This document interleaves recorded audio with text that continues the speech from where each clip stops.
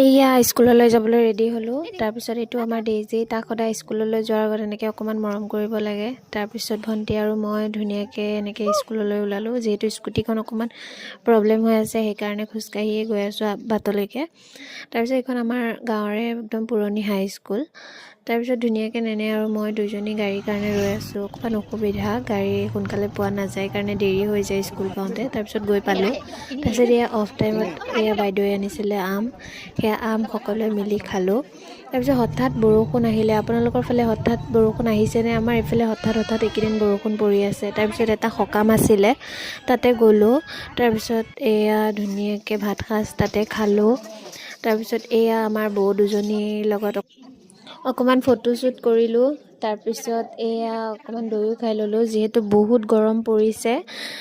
বৰষুণটো দিছে যদিও গৰমটো জোখতকৈ বেছিহে হৈ গৈ আছে দিনক দিনে। তাৰপিছত এয়া লগৰজনীক বহুত দিনৰ মূৰত লগ পালোঁ। তাৰপিছত বেলিটো লগত লৈ আজিলৈ বাই বাই, ধন্যবাদ।